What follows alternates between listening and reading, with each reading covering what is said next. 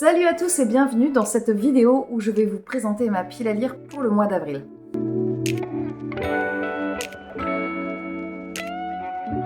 Ce mois d'avril est plein de promesses et j'espère que je respecterai un tout petit peu plus ma pile à lire que sur les derniers mois. Bon, enfin globalement j'ai lu quasiment la moitié à chaque fois de la pile à lire. Je vais vous présenter les différents livres que les personnes du Patreon ont sélectionnés. Comme d'habitude, je vous rappelle le principe du Patreon. Les personnes qui sont abonnées, alors quel que soit le niveau, ont accès à des articles plusieurs fois dans le mois et à chaque fois, les personnes votent pour chacune des catégories de ma pile à lire. Il y a également pour le deuxième palier un live et pour le troisième palier une vidéo exclusive. Mais je vous laisse voir tout ça, je vous mettrai ici ou ici la vidéo explicative du Patreon. N'oubliez pas, en barre d'infos, vous avez le lien du... Je commence tout de suite avec la première catégorie qui est la catégorie cadeau. J'ai choisi, les filles, ont choisi Hiding Pictures de Jason Rekulak, qui est un livre qui fait hyper flipper. Je trouve que déjà la couverture elle est pas mal flippante. Je sais juste qu'il y a une histoire de babysitter qui suit un petit garçon. Elle sort de prison, je crois, oui, d'une cure de désintox. Et en fait, elle garde un petit garçon qui va faire des dessins. Alors je vais pas regarder parce que sinon je vais me spoiler, donc voilà, je vous montre pas, mais a priori on voit qu'il y a des pages noires, on voit qu'il y a plusieurs dessins.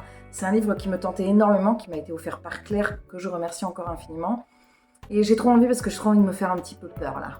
Pour la deuxième catégorie, la catégorie Brive, elles m'ont remis un titre que j'avais déjà eu, mais parce que j'ai trop envie de le lire. Il s'agit de Bépocalypse d'Ariel Holz. On est sur une apocalypse plutôt ado.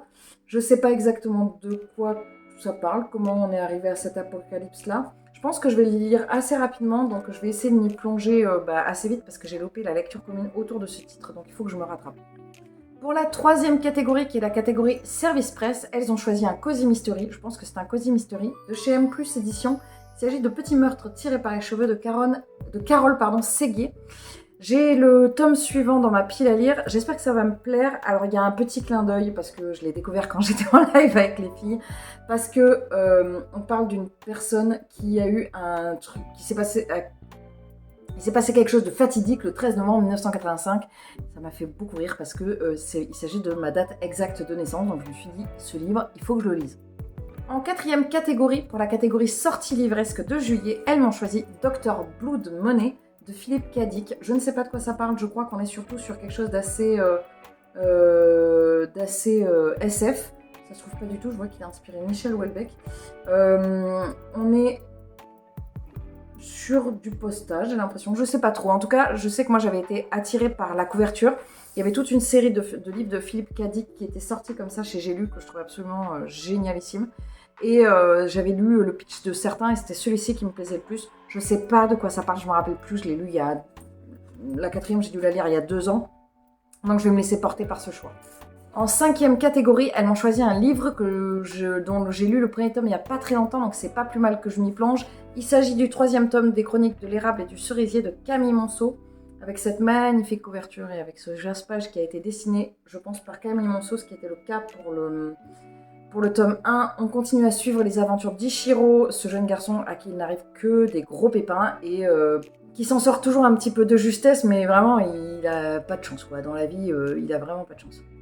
En 6e catégorie a été choisi un livre que je n'aurais pas pu lire il n'y a pas très longtemps, mais ça y est, je pense que j'ai passé un certain cap avec cet auteur, puisque il s'agit d'un auteur, de mon auteur préféré, un auteur qui est décédé et pour lequel j'ai une affection toute particulière. J'ai ce titre, je pense, dans ma pile à lire depuis 1 voire 2 ans. Je crois que je l'avais acheté à une sortie livresque, à la sortie livresque il y a 2 ans. Et vu que je suis en train de lire la biographie, elle m'aide énormément à passer ce cap avec Terry. Il s'agit de Procrastination de Terry Pratchett. C'est quand même très drôle parce que ce titre est celui que j'ai dû mettre le plus dans mes pieds à lire. Et le titre s'y prête parfaitement. Procrastination, c'était tout trouvé, quoi. La 7e catégorie, c'est la catégorie du vote YouTube. Vous avez choisi Les Délices de Tokyo de Durian Sekagawa. Je vous en remercie infiniment. N'hésitez pas à regarder juste avant la fin du mois, généralement, dans l'onglet qui s'appelle Communauté, je mets un vote pour la lecture pour cette catégorie à chaque fois. J'ai eu quand même des super découvertes, je ne sais plus lesquelles elles étaient, mais je sais que vous m'avez permis de découvrir Un bûcher sous la neige, qui je pense est ma lecture préférée de tous les temps. Donc j'ai hâte de lire cet ouvrage. En plus il est assez petit et ça me permet de continuer avec les auteurs japonais. J'avais énormément aimé déjà ma première découverte d'auteurs de ce pays.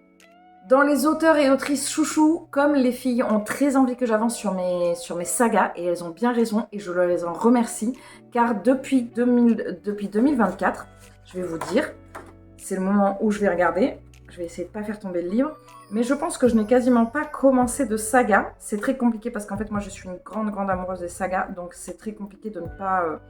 voilà, j'ai toujours évidemment envie d'en commencer. J'en ai commencé 4. Ce qui est tout à fait honorable sur 4 mois. Sur 3 mois, parce qu'il ne faut pas pousser non plus. Et par contre, j'en ai continué un certain nombre, j'en ai continué 7, donc je continue dans ma lancée grâce à elle, et je vais continuer sur le 3e tome de la charmante librairie. Il s'agit de la charmante librairie des amours lointaines de Jenny Colgan. J'avais énormément aimé le tome 1 et j'avais été hyper surprise d'aimer autant le tome 2 que j'avais trouvé bien moins feel good que ce à quoi je m'attendais. Bien plus profond et qui aborde des sujets qui étaient très touchants, donc j'ai hâte de me replonger dans cet univers-là. Pour le livre chanceux, vous l'avez vu en vlog, il s'agit de Metro Bretz de Laurent Deutsch. Je ne sais pas trop de quoi ça parle, je pense que... Enfin, ça parle de Bretagne, évidemment, mais je ne sais pas très bien comment ça va se présenter, parce que je sais que sur Métronome, c'était tourné autour des stations de métro, mais pas que ça parlait, c'était surtout l'occasion de parler d'histoire. Moi, j'avais adoré... Alors, je ne sais plus si j'ai lu le livre, je crois que j'ai lu le livre, mais surtout, j'avais vu la série de petits documentaires que Laurent Deutsch avait tourné et que j'avais surkiffé. Donc je vais me replonger dans ce bouquin avec délice, sachant que, oui, c'est un peu le même principe. Il parlait de porte, là, il parle de ville plutôt que de parler de station de métro, mais c'est l'occasion qui fait le larron, en gros, quoi. Il prend le principe de la station ou du village et il raconte une histoire. Enfin, la dernière catégorie, il s'agit de la catégorie pour la lecture commune du Patreon. Il se trouve que je crois que je suis toute seule sur cette lecture. C'est celle qui est le plus ressortie, mais je suis pas sûre que les filles plongent avec moi. C'est Outsphere qui est ressorti de Guy Roger Duvert, que j'ai acheté. J'avais acheté les 2 premiers tomes chez Inceptio d'occasion. Je sais plus s'il y en a plusieurs ou s'il s'agit juste... Je sais plus s'il y en a plusieurs ou s'il s'agit juste d'une duologie. Évidemment, ma pile à lire est composée de plein d'autres titres, et notamment au niveau des lectures communes. D'ailleurs, après cette vidéo, donc je pense là, maintenant, tout de suite, vous allez normalement pouvoir avoir accès, même si vous n'êtes pas abonné à un abonnement payant. Si vous êtes abonné au Patreon, je pense qu'il faut au moins être abonné au Patreon, vous pouvez avoir accès à toutes les dates des lectures communes des bouquins. N'hésitez pas à me mettre en commentaire ou à me contacter sur Instagram si vous voulez faire une lecture commune. Voilà, sur ce, il ne me reste plus qu'à vous souhaiter une très bonne journée, une très bonne semaine, un très bon mois, une très bonne année, et je vous dis à très vite dans une prochaine vidéo. Salut!